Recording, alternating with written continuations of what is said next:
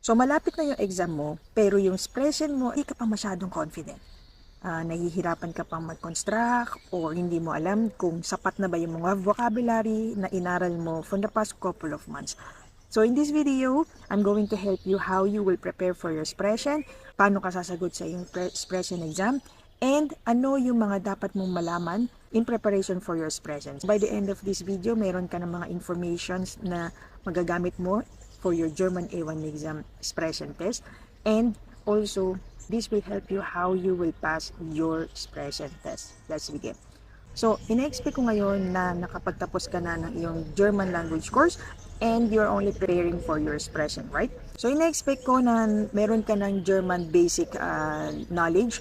It means na marunong ka na mag-construct, na pag-aaralan mo ng mga identidades, and so on and so forth. Kasi kung hindi pa, mahihirapan ka talaga at hindi mag-work itong mga tips na sasabihin ko sa'yo. On the other hand, kung talagang preparation na lang yung expression ang kailangan mo, then this is video for you. Simulan natin muna kung ano yung mga ini-expect mo sa expression exam. Okay, so kung ikaw ay magre-retake na lang, better skip this part. Punta ka na dun sa next part for the tips.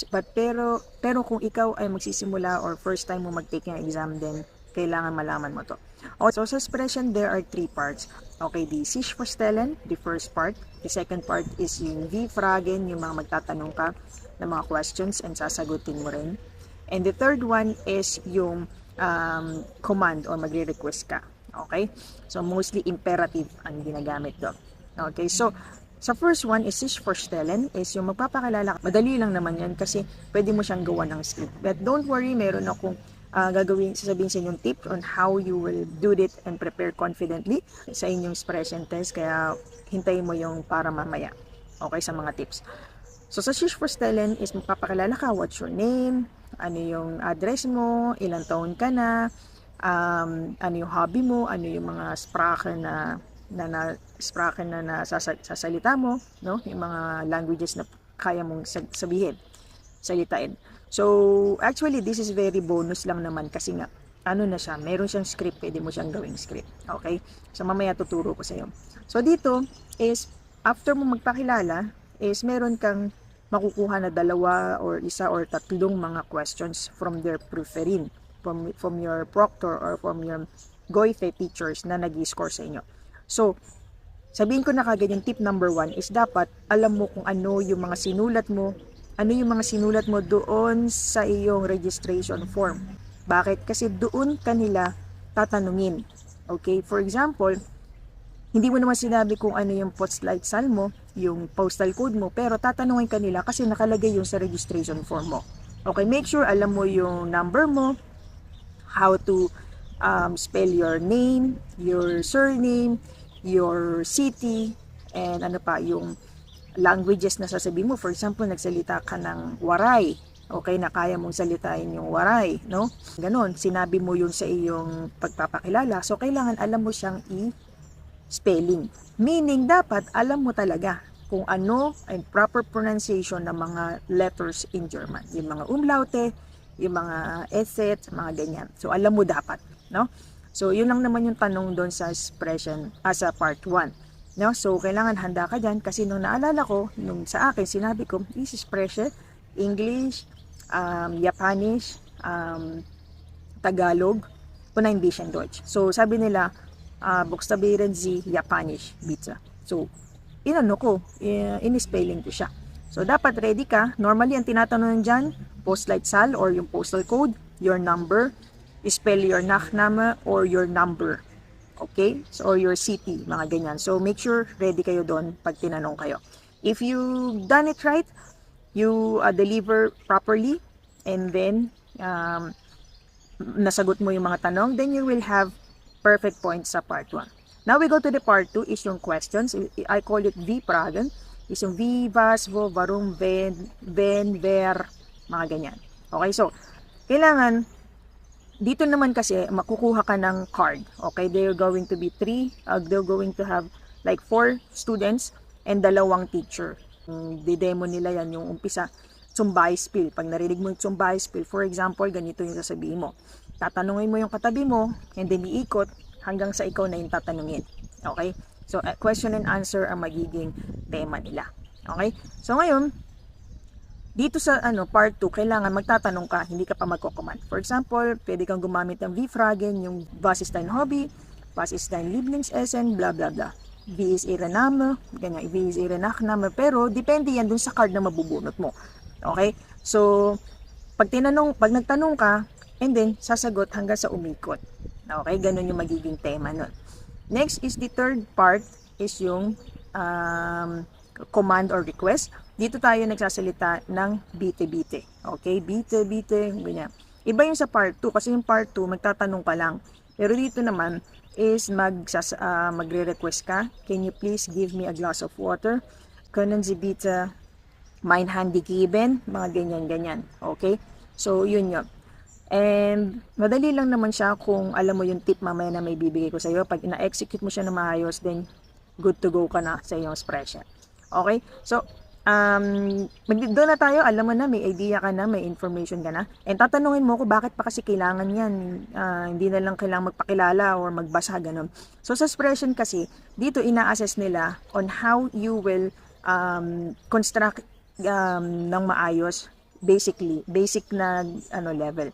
Kasi hindi naman nila ikaw i-assess kung talagang kung paano ka mag-deliver, kung yung mga accent or yung native perfect, hindi naman ganon. Ang gusto lang nila is you have to deliver it confidently. Nasa ganon pagdating mo ng nagtrabaho ka or meron ka mga in-laws na German, is you know how to ask questions, how to introduce yourself, and how to make a command. Kasi importante yan. So, ngayon, sa tip na tayo pumunta, which is very interesting part. So, unang-unang tip na sasabihin ko sa inyo is I suggest na use a formal form. Bakit? Mas madali kasi siyang i-deliver, i-construct. Okay? Instead of using the conjugations, for example, kauf du mir ein neues Handy. So, i-conjugate mo pa siya. Diba? Give me bitte das glass wine. Okay? I-conjugate mo pa siya. Instead na gamitin mo na lang yung infinitive form. Kaufen Sie mir bitte ein neues Handy. Diba? Tsaka kasi hindi mo kilala yung partner mo, kahit nakaedad mo siya, or nakachikahan mo siya, or friend mo siya. Sa mata ng mga proofreading is, ang lahat kayo, individual or all strangers. No? So, pag nag-sis first stellen ka din, better na mag-greet ka first. Guten Tag, mein Name ist bla bla bla, ich heiße, ich komme aus den Philippinen, ich wohne jetzt in Wegberg. And make sure also to, yung mata mo, okay, kung sino yung kausap mo, harap kang ganun. Okay? So, ganun yung mga confident. Dapat talagang parang totoo na hindi lang siya exam. Treat it like a normal conversation with Germans na walang nakikinig na teacher or so. Ganun yung dapat na atake para makita nila na, ay, confident to. Ganda ng preparation. Kahit na A1 lang siya, maganda yung preparation. So, another one is, yun nga, nag-ano ka na, alam mo na formal form ang gamitin mo, and then also, titingin ka dun sa kapartner mo or sa teacher mo pag sa sis for stellen. Yung pangalawang, another tip na mabibigay ko sa inyo is, you have to gather ka na kagad ng sample exams cards. No? Meron naman yan sa Goifen na nagbibigay sila ng free set ng sample exams. So, ilagay ko sa description yung link na pwede mong kuhanan or practicean. Okay, so practicein mo siya, kunin mo yung mga cards or tema na possible na pwede mong gamitin as practicean mo. Okay, so and ang gawin mo doon, you have to make sure na mag-construct ka ng yung sentences, your own. Okay, own sentences. Okay, wag mong kokopyahin yung sagot doon sa Goifen na sample exams. Try to make it on your own. Wag mong memorizein. Okay, kuha ka lang ng idea. Okay? So, sabihin mo sa akin, paano pag mali yung sinabi ko? O, diba? So, punta ka kay Google, punta ka kay ChatGPT, type mo doon kung tama ba yung sinabi mo. Okay? Mas maganda kung nire-record mo, and so on and so forth. Okay? So, kasi, kung wala kang teacher, walang nagtuturo sa'yo, yung pronunciation mo, hindi mo alam kung tama. Kasi sa GPT, hindi siya magko-correct ng iyong mga sentence, ng iyong pronunciation, or your accent, or intonation. Okay?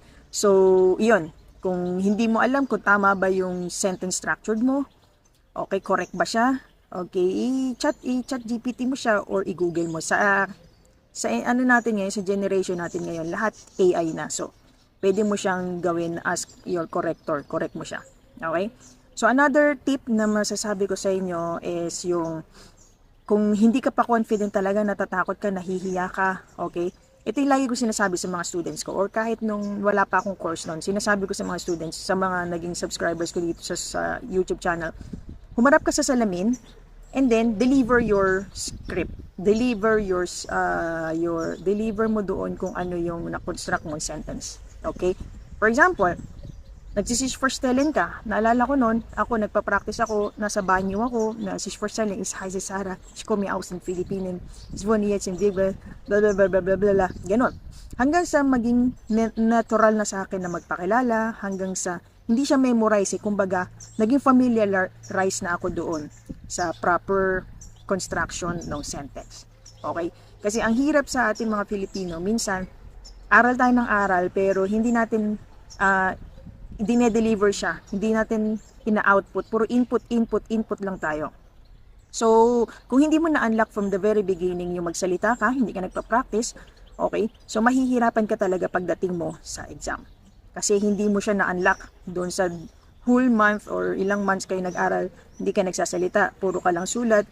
Of course, magaling ka magsulat, okay naman yun, pero yung pagsasalita, hindi mo siya ina-output. So, ngayon, meron ka, if you have 2 weeks to prepare, which is yung ginawa ko dati na structured plan. Kung hindi mo pa napapanood yung last video ko, i-try mo siyang panoorin kasi may structured plan ako for 2 weeks in preparation for a German exam. Make sure to check that. Lalagay ko siya dito, okay, sa taas. And try mo yon, and then para ma-schedule mo yung 2 weeks preparation mo for your German exam. And meron din ako doon a guide na PDF na pwede mo i-download para maging guide mo in preparation. Okay, back to this expression tips is yun nga.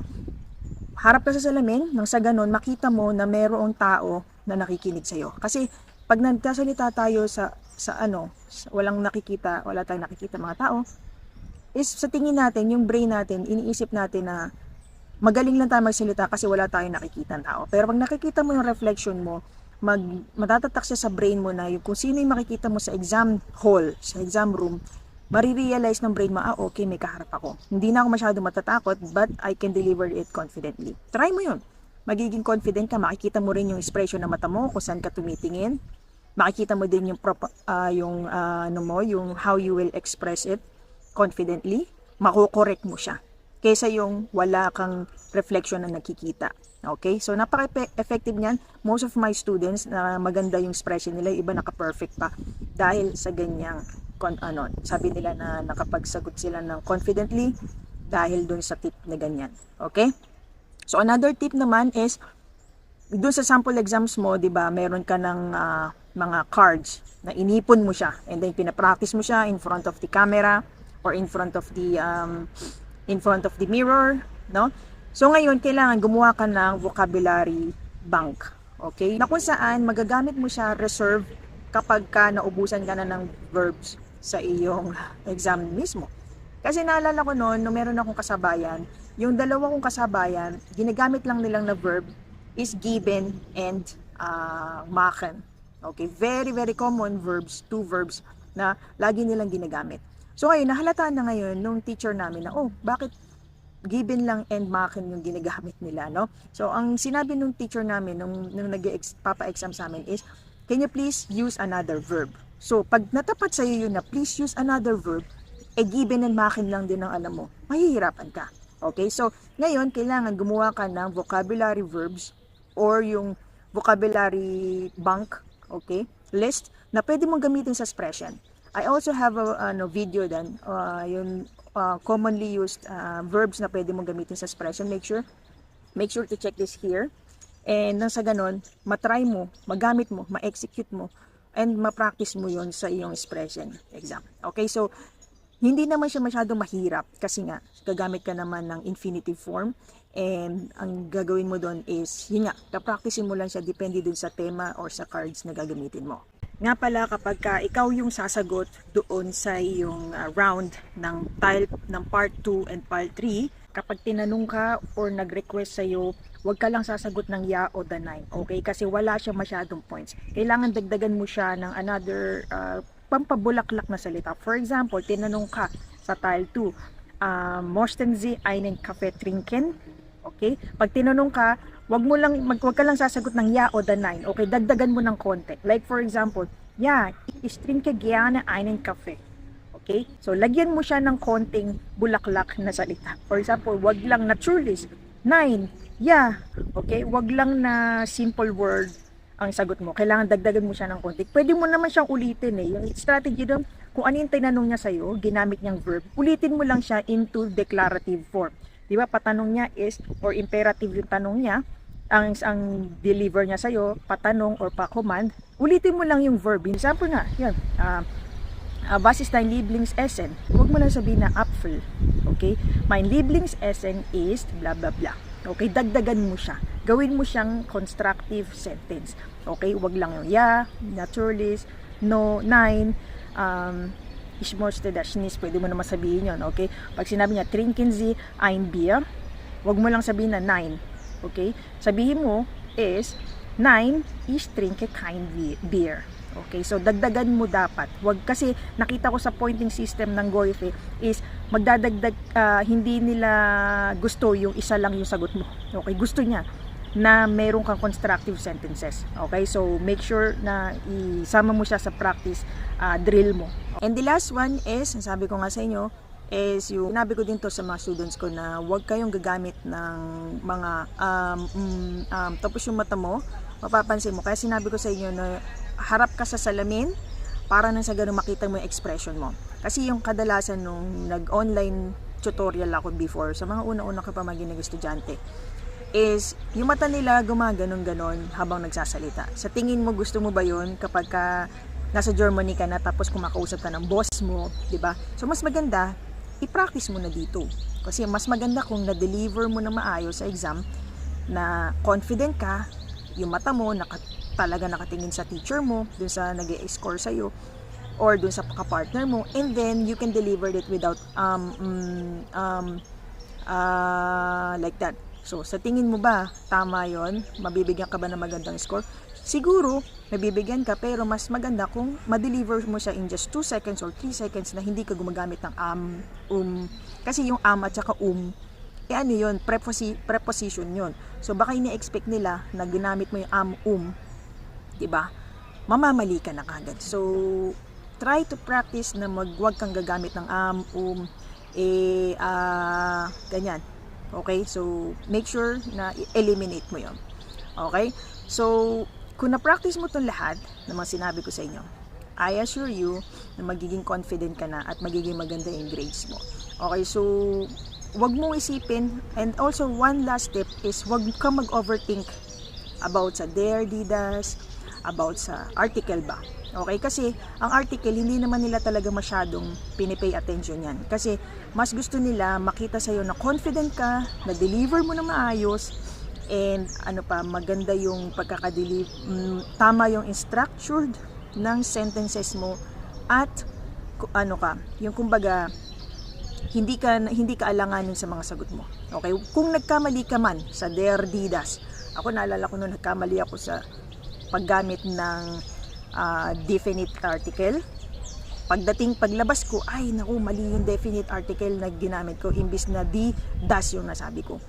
Hindi ako nagpahalata kasi na-realize ko nung nakita ko result ko, bakit perfect ako sa expression, nagkamali ako dun sa Dare Didas. Kasi na-deliver ko siya ng maayos, hindi ko pinahalata na ako ay mali sa article. Kasi hindi siya, kahit mga Germans naman, kahit yung asawa ko German, nagkakamali sa Dare Didas. Kahit yung mga bata nakakausap ko, mali-mali din yung Dare Didas dati. So, wag mo isipin, wag ka mag-overthink, and wag mo isipin na dahil lang sa Dare Didas na yan, babagsak ka. Wag. Isipin mo yung proper construction ng word, subject, verb, object, or verb. Pag nagtatanong ka, verb, subject, direct object. So, kailangan alam mo yon, i-deliver lahat. Okay? And then, be confident. Tumingin ka sa salamin. And then, mag-construct ka ng maayos. Huwag ka masyado mag-memorize. Make sure talaga na hindi lang exam yung tinitingnan mo doon, kundi mismong actual conversation with the German speakers. Okay? So, ngayon meron ka ng mga tips na talaga mababaon mo, mapapractice mo siya, and try to apply them all nang sa ganon ay magkaroon ka din ng confidence sa pagsagot. Tandaan mo na ang exam na to ay not to burn you out or not to stop you from getting your visa or your certificate. It's for your own benefit yan, guys. Mga sisi, para sa inyo to. Kasi pag na-approve na to, napasa nyo to, at lalo-lalo pag magandang grades nyo, is meron kayong magandang accomplishment sa sarili nyo.